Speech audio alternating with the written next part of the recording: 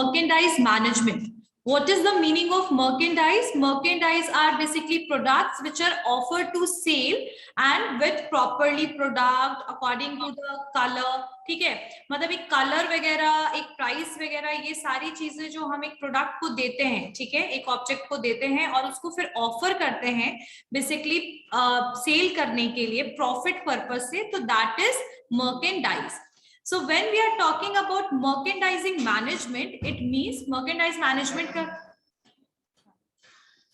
what is the meaning of merchandise management? Merchandise management क्या होता है?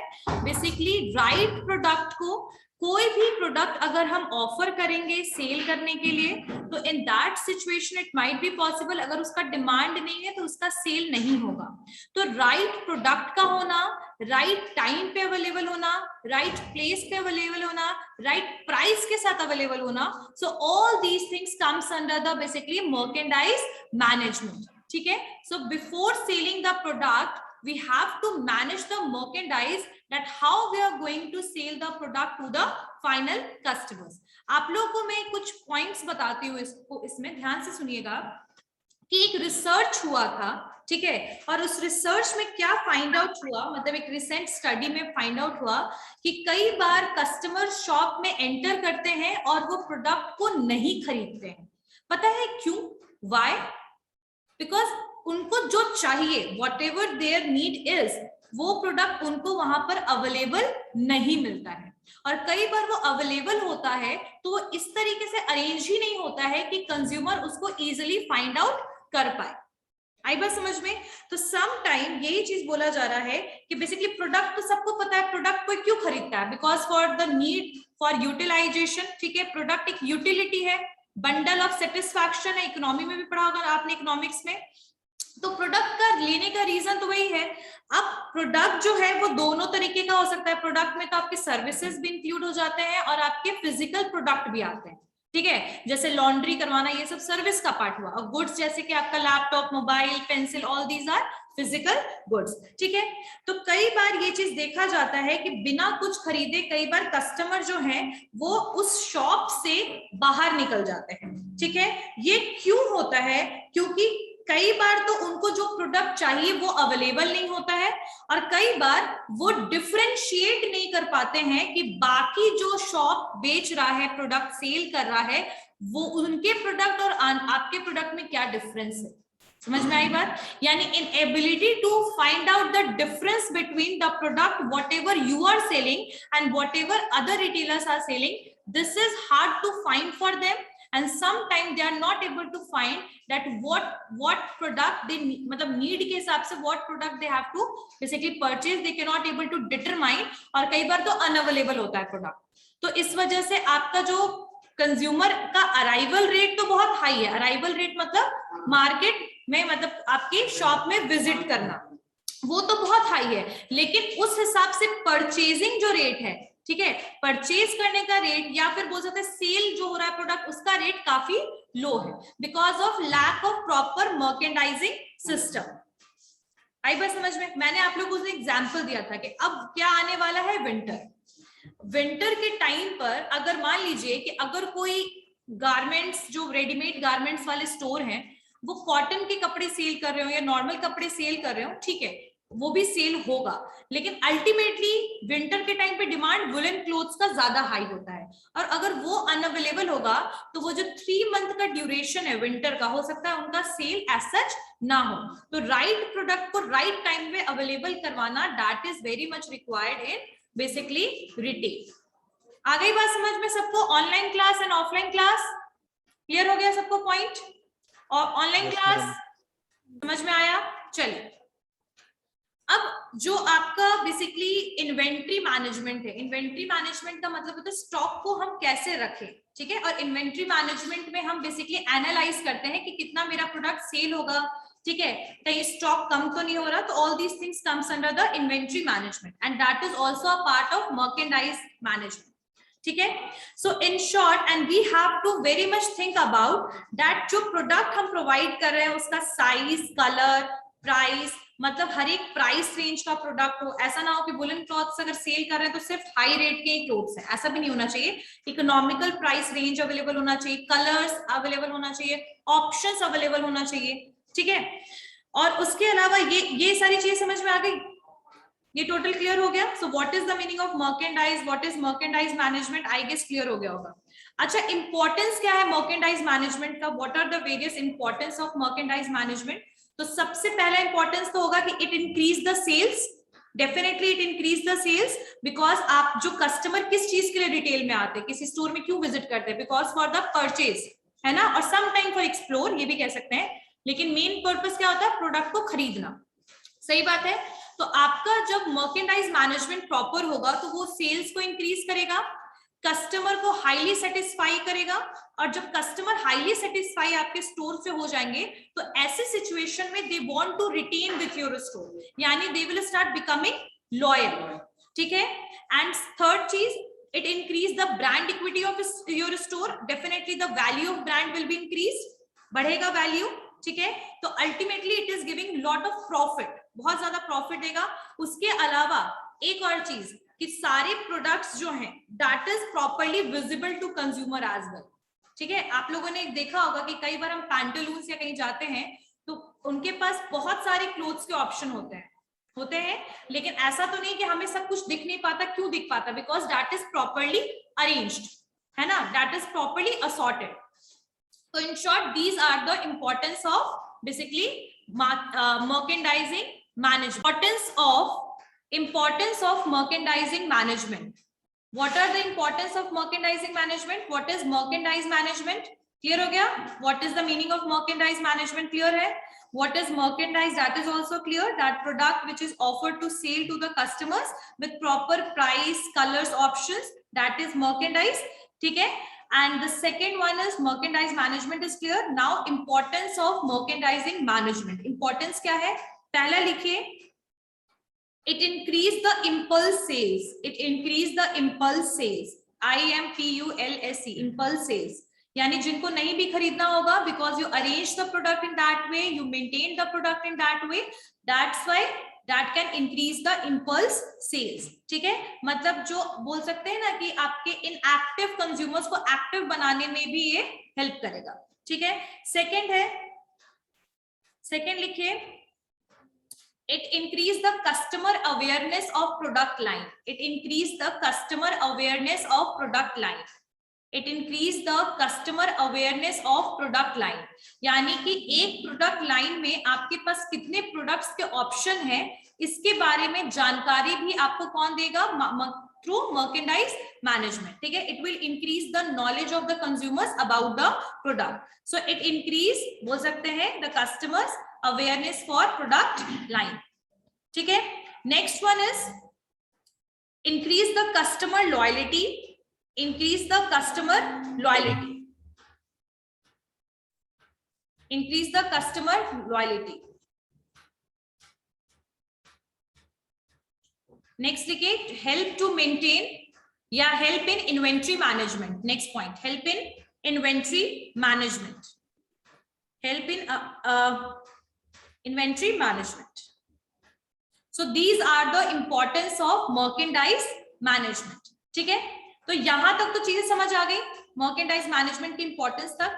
अब मुझे आप लोग को एक टॉपिक कराना है, दैट इज रिटेल ओनरशिप। का मतलब है कि आपके कौन कौन टाइप के ओनर्स हो सकते हैं रिटेल के, ठीक है। जैसे मान लो आप लोगों ने बिजनेस ऑर्गेनाइजेशन के टाइप्स पढ़े थे ना, जैसे पार्टनरशिप होता है, फिर कंपनी होता है आपका, है ना, तो ये सब चीज पर सोल प्रोप्राइटर्स होते हैं। तो वैसे ही रिटेल में किस किस टाइप के ओनरशिप अवेलेबल है, ठीक है। तो इसको अब हमें लोगों को पढ़ना है। तो सबसे पहला लिखिए, पहले लिखिए types of retail ownership. Types of retail ownership. Types of retail ownership.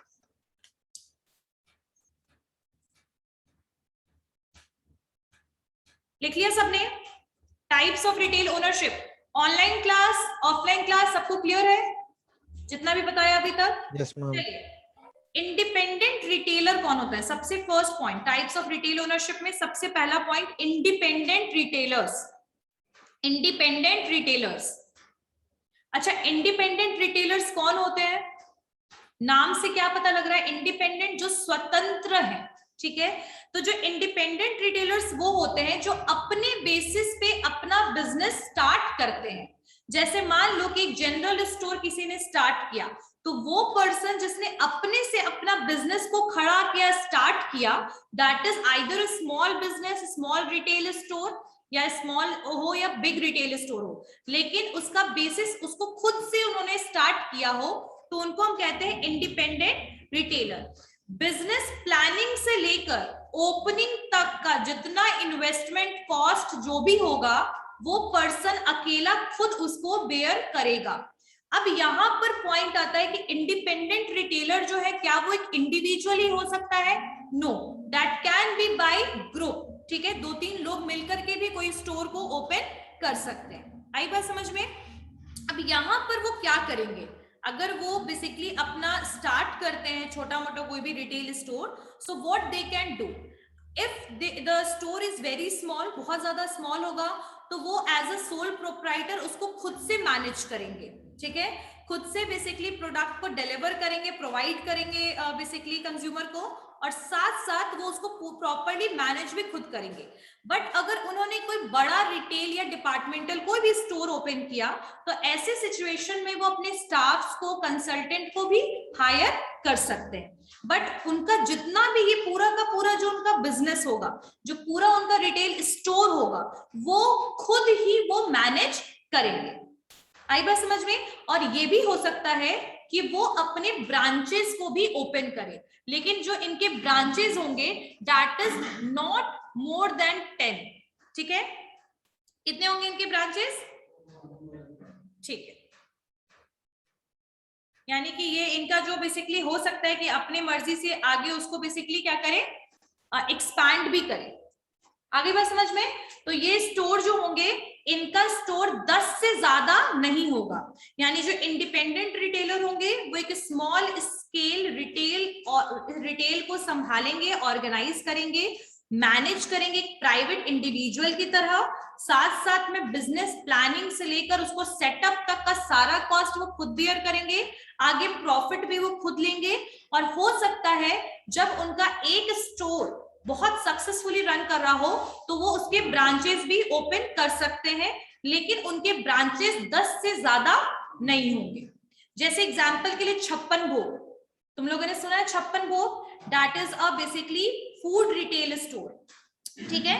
उनके भी बहुत सारे जो स्टोर हैं, लगभग 6-7 स्टोर, 5-6 स्टोर उन्होंने पटना में ओपन कर रखा है, लेकिन आई थिंक 10 से ज्यादा लेकिन नहीं है, ठीक है। तो that comes under the independent retail owner, ठीक है, independent retailer. Online class clear है सबको? सबको क्लियर हो गई बात? Yes ma'am. इंडिपेंडेंट रिटेलर कौन होते हैं? ठीक है, इंडिपेंडेंट रिटेलर जो होते हैं वो एक तरीके से एंटरप्रेन्योर भी कह सकते हैं। कोई एंटरप्रेन्योर है, अपना बिजनेस प्लानिंग सब कुछ वो खुद कर रहे हैं, और उन्होंने स्टार्ट किया अपना बिजनेस मॉडल, वो खुद चूज करेंगे कि किस तरीके से उनको कौन सी प्रोडक्ट को मार्केट में सेल करना है, कौन से उनके टारगेट कंज्यूमर है। Everything, every plan is made by that person और दैट ग्रुप ऑफ पर्सन, ठीक है। इसका एडवांटेज, जितना इसका बेसिकली एडवांटेज है उतना ही इसका डिसएडवांटेज भी है, क्योंकि अगर लॉस भी होता है तो कोई एक ही पर्सन बियर करता है इसमें, क्योंकि एक पर्सन या 2-3 जो पर्सन जिन्होंने मिलकर के स्टार्ट किया है बिजनेस। आगे बात समझ में? तो इंडिपेंडेंट रिटेलर का कंसेप्ट क्लियर हो गया, ठीक है। Next one, multiple retailers. Multiple retailers, multiple retailers. अच्छा, एक और चीज मैं तुम लोग को बोलना चाहूंगी कि जो इंडिपेंडेंट रिटेलर्स होते हैं ना, उनका मेन कंसेप्ट ये होता है कि वो बेसिकली लोकल कस्टमर्स की नीड को फुलफिल कर पाए। मतलब वो पूरा होल स्टेट या होल एरिया को तो नहीं, लेकिन हाँ लोकल एरिया जो भी है उनको चाहेंगे कि वो बेसिकली उनके डिमांड को फुलफिल कर पाए, ठीक है। चलिए नेक्स्ट, मल्टीपल रिटेलर्स।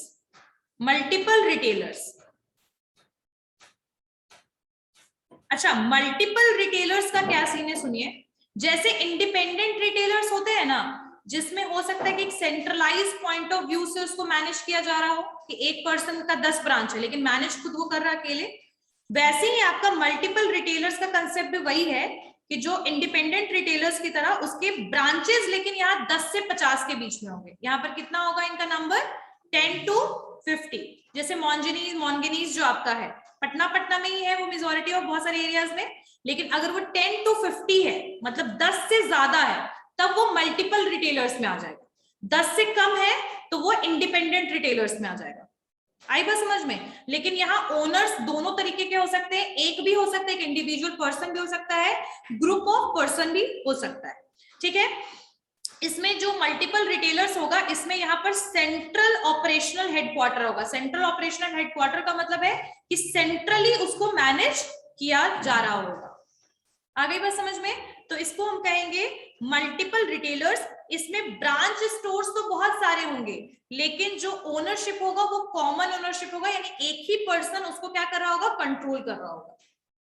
आ गई बात समझ में सबको, एवरीवन? तो that is multiple retailers. Done? समझ में आया? मल्टीपल रिटेलर्स कौन होते हैं? बेसिकली डिफरेंस अगर याद रखोगे तो 10 to 50, ठीक है, और उसमें बिलो 10 एक तरीके से मेजर डिफरेंस है। चलिए नेक्स्ट लिखिए, existing retail business. Existing retail business types of ownership में third point, existing retail business. Existing retail business, existing retail business, existing retail business. अच्छा, एग्जिस्टिंग का मतलब क्या होता है? जो ऑलरेडी मार्केट में पहले से हो, है ना?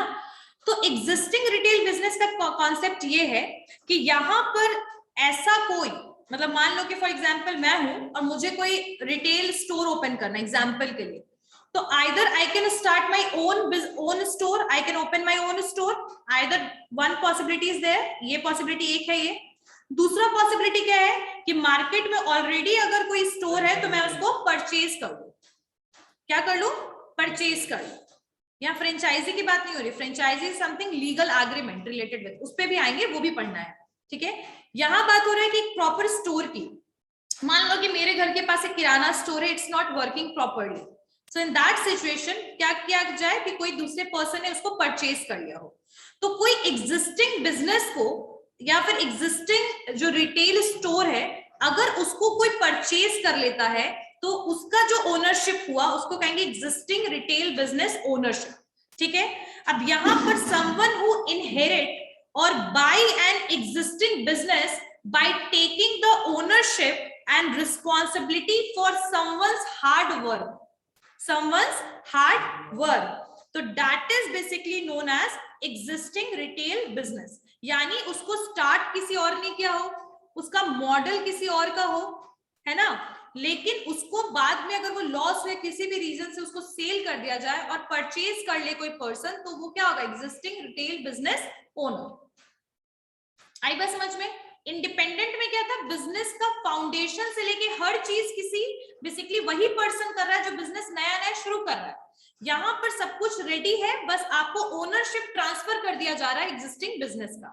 ठीक है, तो इसको हम कहेंगे एग्जिस्टिंग रिटेल बिजनेस। ठीक है, किसी और ने हार्डवर्क किया, किसी और ने सेटअप किया and another person will become the owner, and same thing is happen with the basically family business as well. Family business में भी सेम सिचुएशन आपका होता है।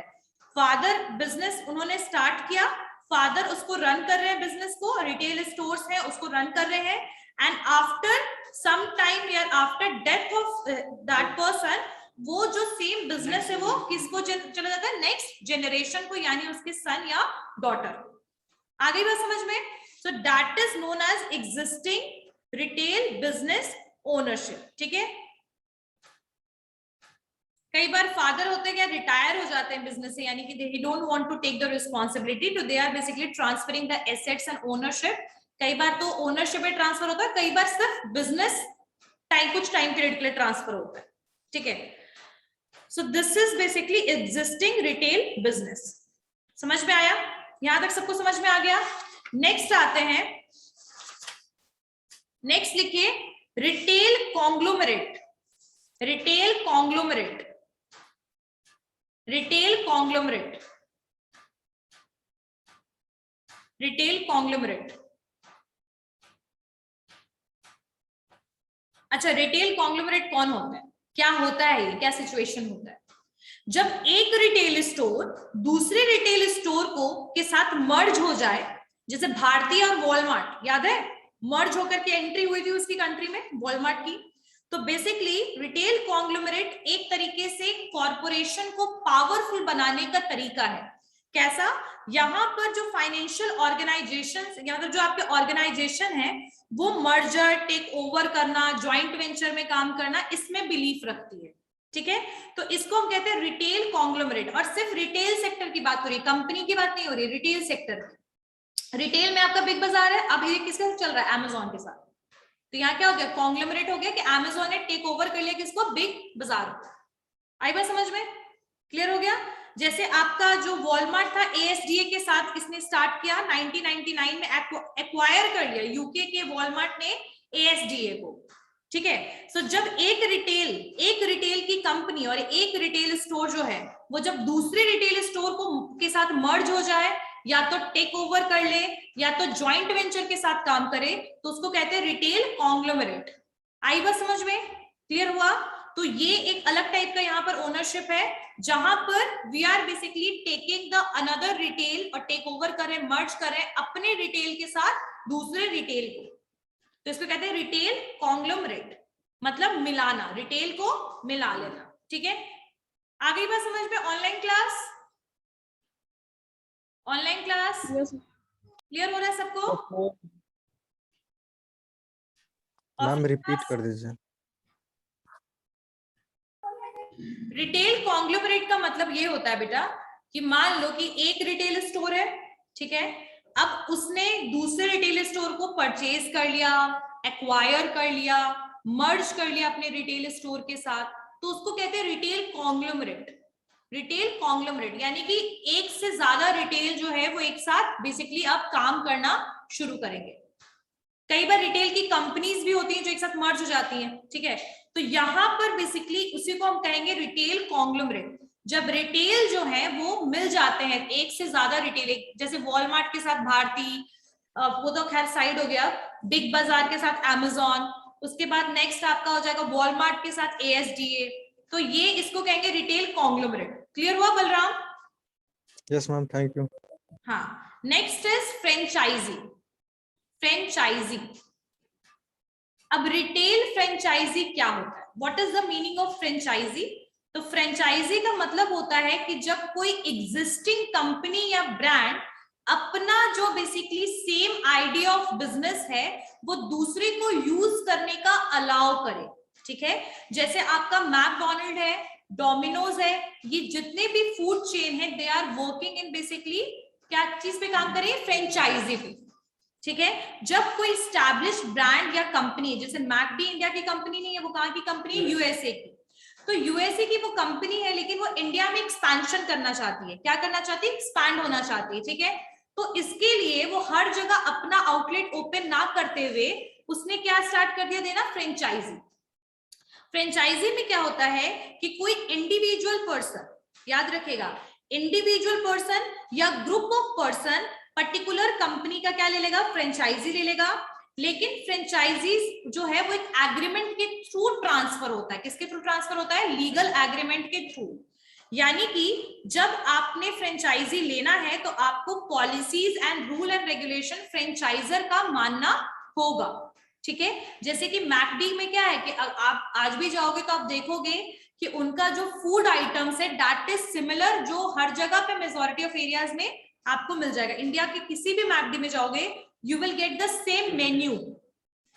ठीक है, same policies for the employees, same ways of recruitment, ठीक है, same ways of modification, changes. ठीक है, और फ्रेंचाइजी में एक और कंडीशन अप्लाइड होता है कि if you are not able to follow the policies the franchisee can be taken by the company back. But franchisee को लेने के लिए क्या पे करना पड़ता है हमें? एक एनुअल फी या lump sum amount.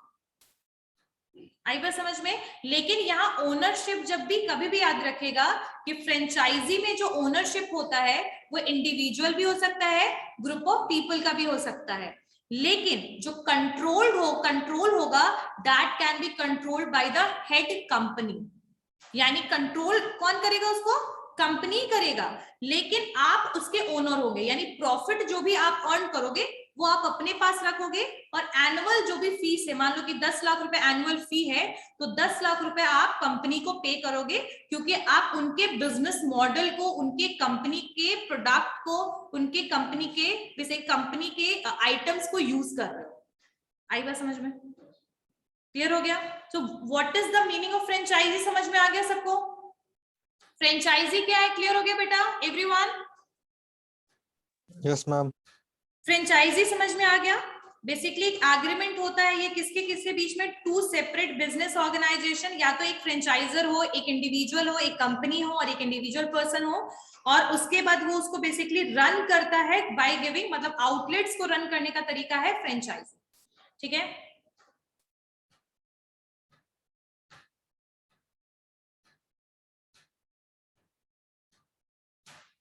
Next,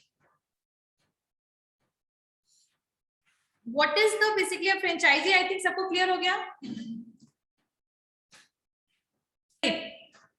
next, franchise इन रिटेलिंग में देखते हैं। फ्रेंचाइजी इन रिटेलिंग क्लियर हो गया, लेकिन यहाँ पर कुछ कंट्रोल और मैनेजमेंट की प्रॉब्लम रहती है, जैसे यानी कि आज भी आपके जो कंपनी का जिसका फ्रेंचाइजी आपने ले रखा है, वही कहीं ना कहीं मैनेजमेंट और कंट्रोल करेगा। मैनेजमेंट आप कर सकते हो, लेकिन कंट्रोल उन्हीं का होगा।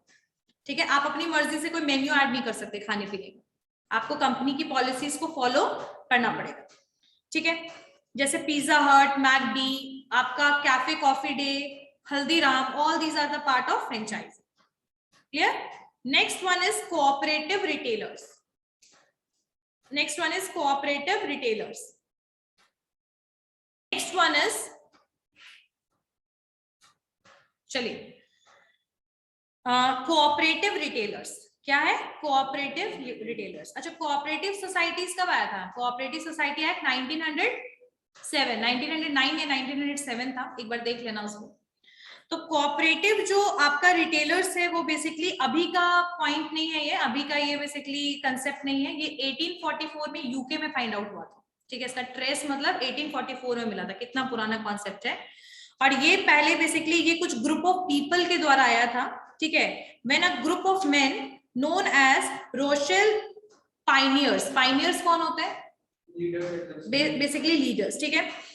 उन्होंने ग्रोसरी आइटम सेल करना शुरू किया था, लेकिन ग्रोसरी आइटम इन्होंने एक बहुत अच्छे कॉन्सेप्ट और प्रिंसिपल के साथ शुरू किया था सेल करना। फेयर प्राइस का कॉन्सेप्ट ये लेकर आए थे, क्वालिटी गुड्स का लेकर आए थे कॉन्सेप्ट। तो बेसिकली कोऑपरेटिव जो होते हैं, that is managed on the basis that customer of the business are also the owner of the business. ठीक है? यानी कि इनका कॉन्सेप्ट ये होता है कि जो कस्टमर है हमारे बिजनेस का, वही ओनर ही है बिजनेस का। मतलब बिजनेस का ओनर का मतलब है कि एक स्लैंग है ये, कि जो बिजनेस, जब जो भी हम प्रोडक्ट बेच रहे हैं वो हम बहुत ही वैल्यूएबल लोगों को बेच रहे हैं। ठीक है? तो हमें कभी भी उनको चीट नहीं करना चाहिए। मतलब सोशल वेलफेयर के पॉइंट ऑफ व्यू से जो सोसाइटी बनती है, जो बेसिकली उसको हम कहते हैं कोऑपरेटिव सोसाइटी। बहुत सारे बैंक भी आपके कोऑपरेटिव सोसाइटी के अंडर में ही स्टार्ट हुआ था, कोऑपरेटिव सोसाइटी एक्ट इंडिया में जो था। तो यहाँ पर जो कोऑपरेटिव रिटेलर्स हैं वो रिटेलर्स होंगे जिनको बेसिकली इस्टेब्लिश किया गया है आफ्टर द कोऑपरेटिव एक्ट, और इनका मेन एम क्या है? बेसिकली मार्केट में बेसिकली प्रॉपर्ली प्रोडक्ट को सेल करना। अब लिख लो इसमें थोड़ा सा, कोऑपरेटिव में लिख लो।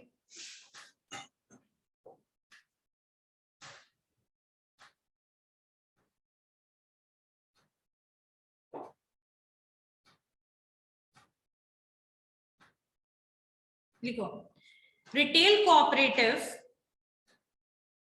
are known as consumer cooperative. Retail cooperative are known as consumer cooperative. Consumer cooperative.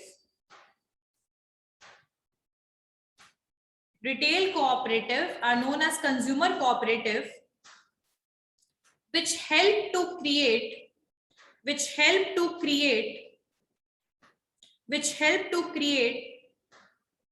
retail stores, to benefit the consumers,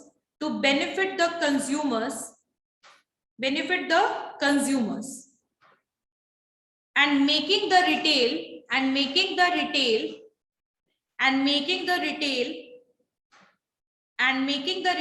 our store. ठीक है, making the retail our store. इसका मतलब ये है कि जिन्होंने भी बेसिकली रिटेल में यहाँ पर किसको कोऑपरेटिव में दिया जा रहा है प्रेफरेंस, कंज्यूमर को।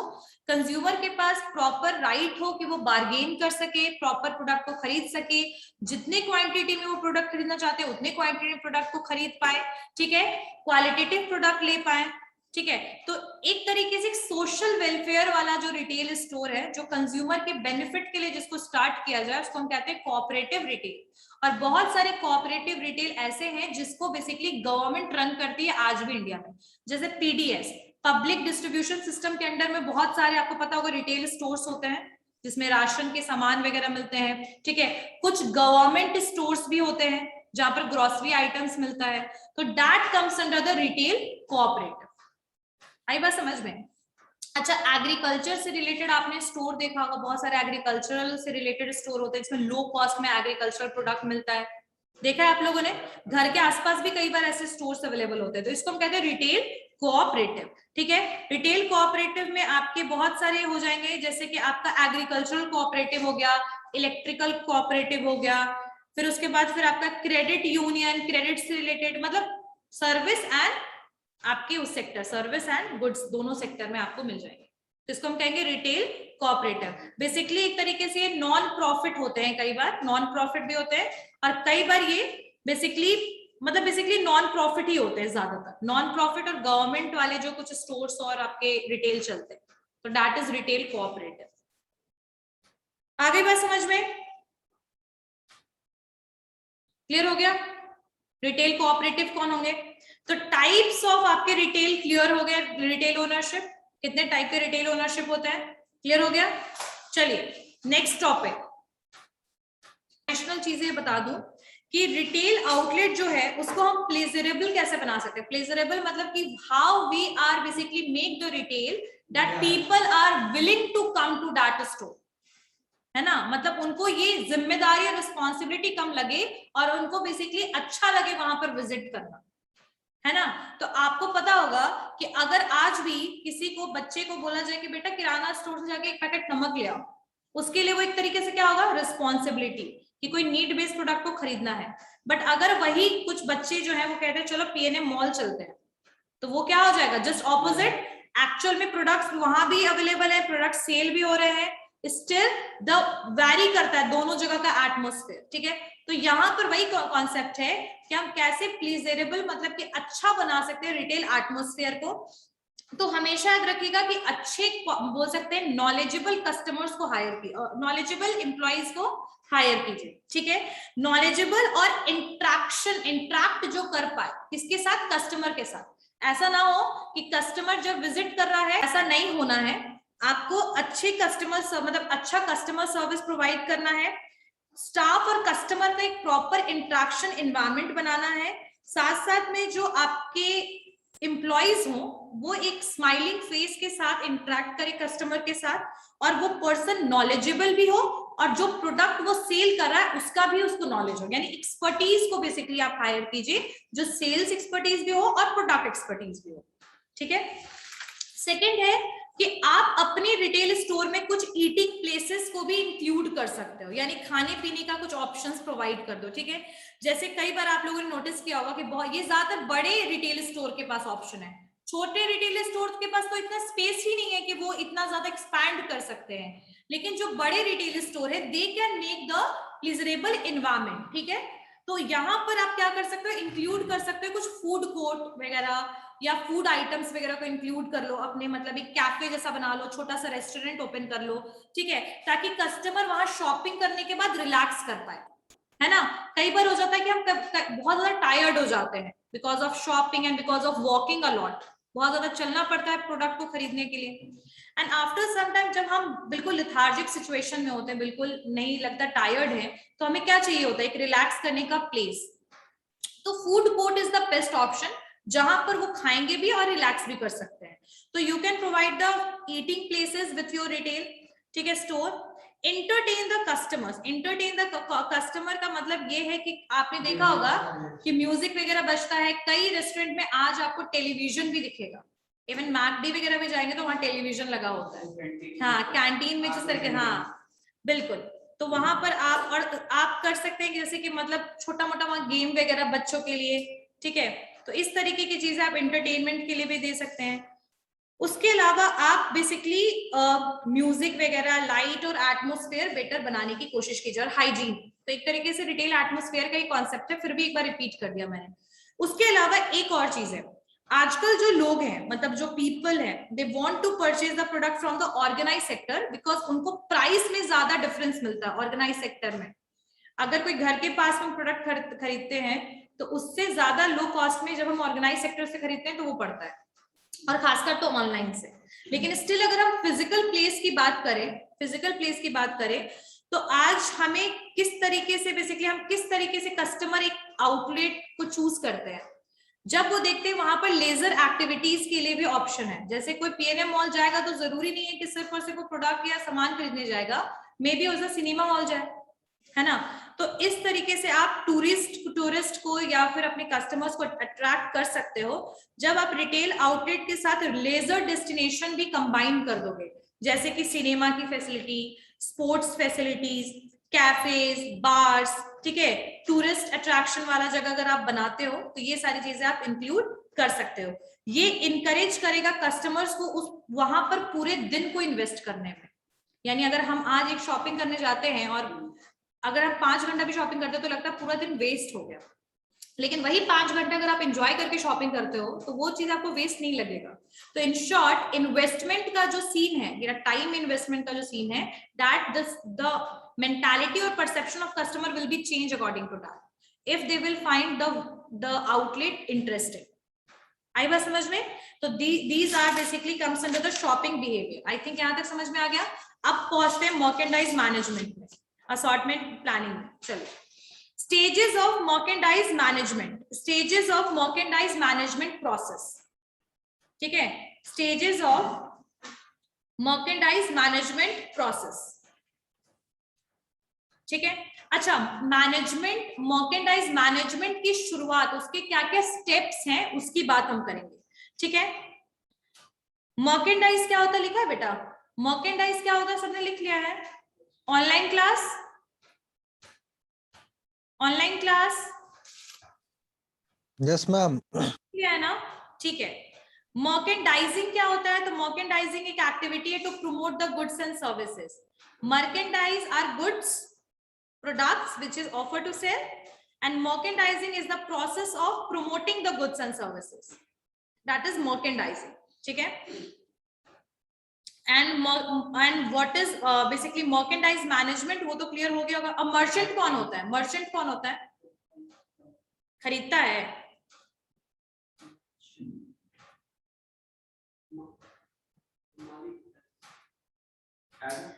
मर्चेंट बेसिकली वो पर्सन होगा जो अलग अलग सोर्सेस से प्रोडक्ट को क्या करेगा? परचेज करेगा और फिर उसको सेल करेगा।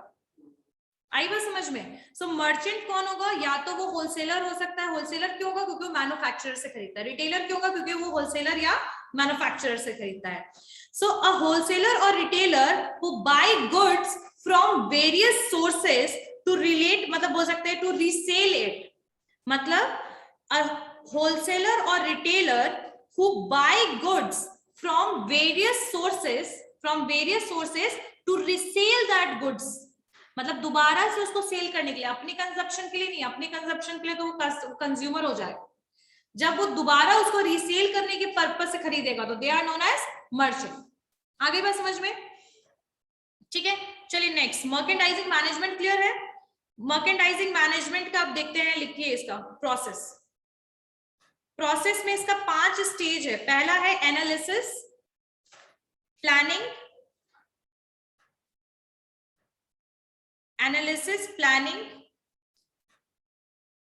Handling and control. Acquisition, planning के बाद लिखिए acquisition, handling and control. Analysis, planning, acquisition, handling and control. आगे बात समझ में आता? सबसे पहला पॉइंट क्या है? एनालिसिस। अच्छा, एनालिसिस आपके बुक में बहुत अच्छे से दिया हुआ है। इसमें क्या होता है? एनालिसिस में क्या किया जाता है? एनालिसिस सबसे पहला स्टेप है, that is a first stage.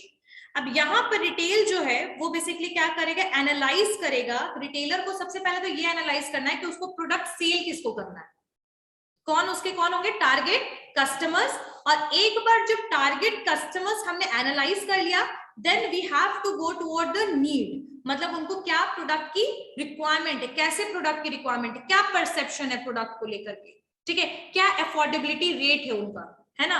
So in first analysis जो आपका स्टेज है, यहां पर रिटेलर क्या करेंगे, they able to identify the customers before they are basically selling the product. First they try to understand what is the basically who are the consumers and what kind of need they have.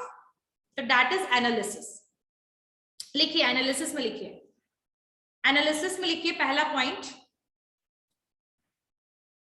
the retailer must be able to correctly identify, correctly का मतलब सही तरीके से, correctly identify there customer,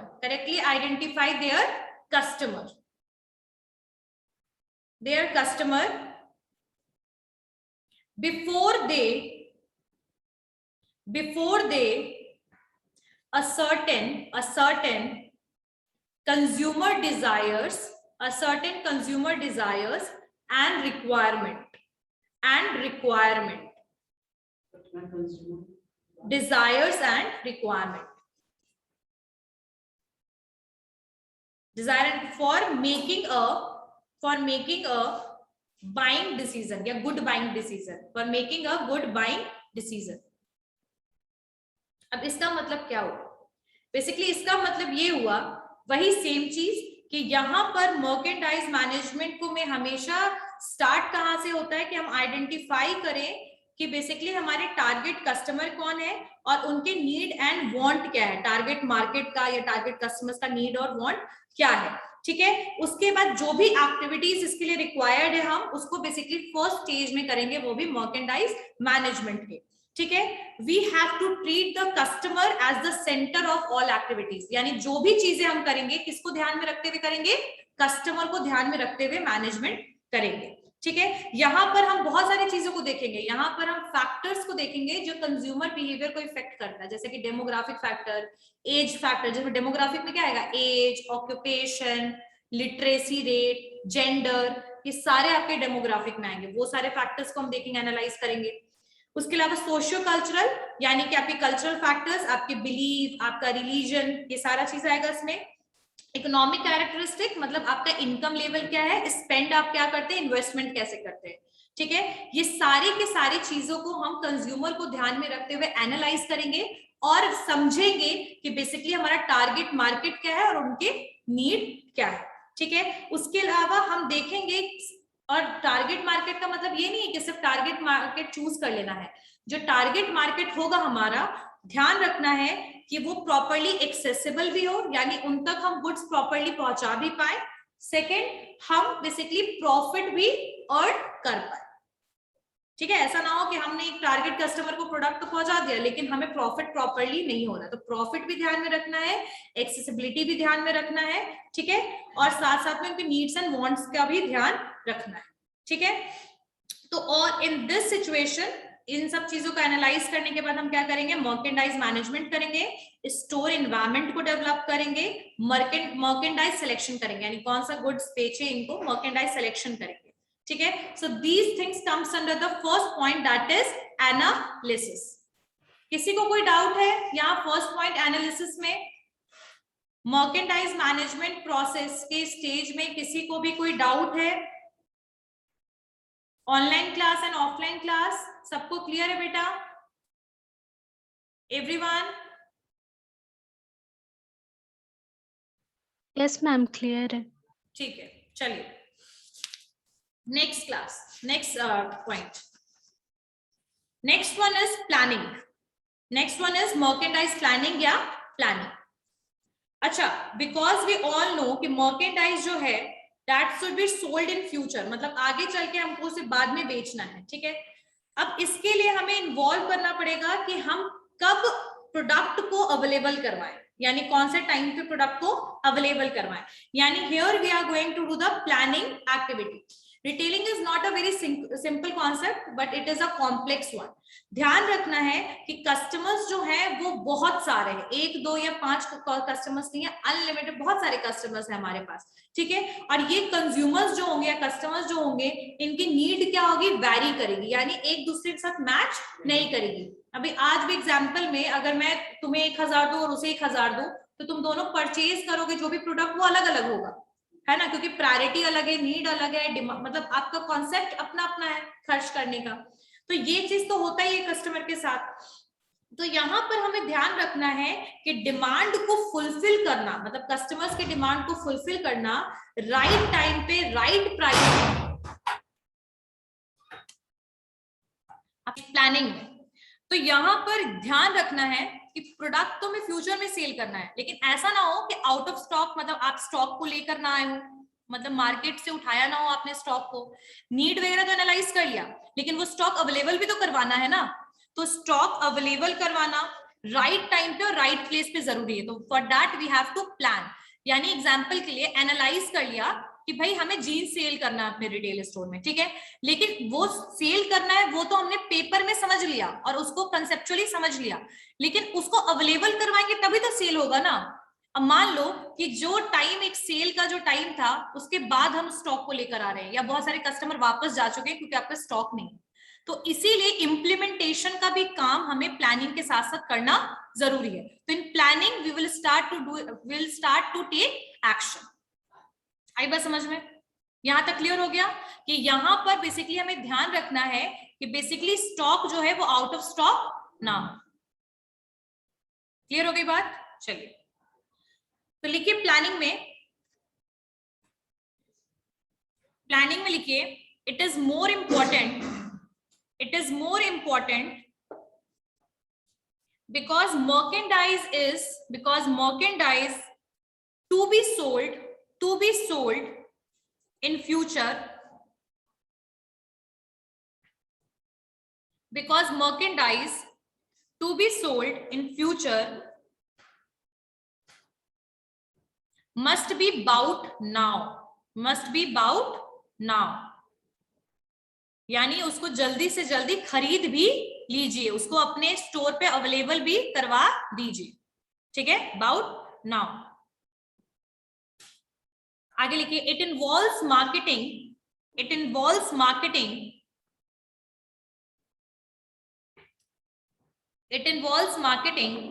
the right merchandise at right